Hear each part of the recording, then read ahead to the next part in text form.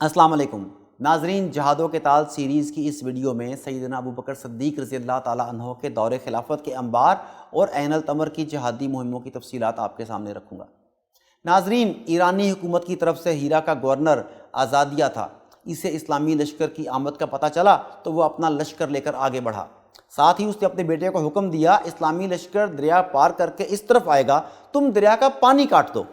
وہ فوراً اپنی فوج کا کچھ حصہ لے کر دریا پر پہنچ گیا اور بند باندھ کر دریا کا پانی روک دیا۔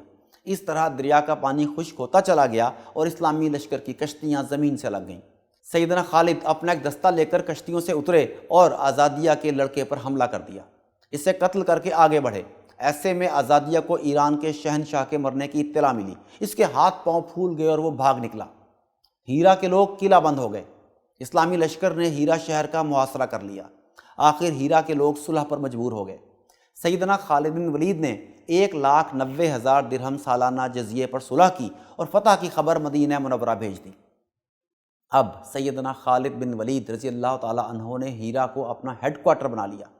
سال بھر وہاں رہے۔ اس کا فائدہ یہ ہوا کہ مسلمانوں کے حسن سلوک کو دیکھ کر آس پاس کے لوگ مسلمان ہونے لگے یا صلح کی طرف مائل ہو گئے۔ اس طرح مسلمانوں کا شمال میں ہیرا تک، مغرب میں بلاد عرب تک اور مشرق میں دجلہ تک کے علاقوں پر قبضہ ہو گیا۔ ساتھ ہی سیدنا خالد بن ولید نے اہل ایران کے نام خطوط روانہ کیے، ان لوگوں کو اسلام کی دعوت دی، اور یہ سب سیدنا صدیق اکبر کی فراست اور درست اور بروقت فیصلوں کی وجہ سے ہوا۔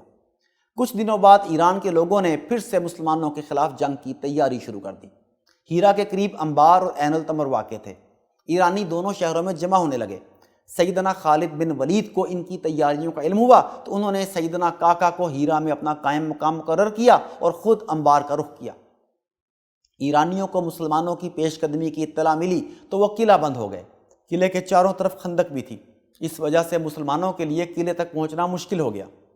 اس کے علاوہ ایک اور مشکل یہ پیش آئی کہ ایرانی قلعے کی فصیل پر چڑھ کر مسلمانوں پر پتھروں کی بارش کرتے رہتے۔ سیدنا خالد بن ولید نے یہ رنگ دیکھا تو اپنی فوج کے بہترین نشانہ بازوں کو حکم دیا، تم تاک تاک کر ایرانیوں کی آنکھوں پر تیر مارو۔ اب انہوں نے آنکھوں کا نشانہ لینا شروع کیا۔ اس طرح تقریباً 1,000 ایرانیوں کی آنکھیں پھوڑ ڈالی گئیں۔ اس وقت ایرانی فوج کا سپہ سالار شیرزاد تھا۔ وہ بہت عقل مند اور دور اندیش تھا۔ اس نے صلح کی پیشکش کی، لیکن صلح کی جو شرائط اس نے سیدنا خالد بن ولید کو پیش کی وہ کسی بھی طرح منظور نہیں کی جا سکتی تھی۔ ادھر قلعے تک پہنچنا مسلمانوں کے لیے بہت مشکل ثابت ہو رہا تھا۔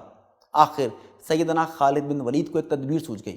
انہوں نے اسلامی لشکر کو حکم دیا، جتنے کمزور اونٹ ہیں ان کو ذبح کر کے خندق میں پھینک دیا جائے۔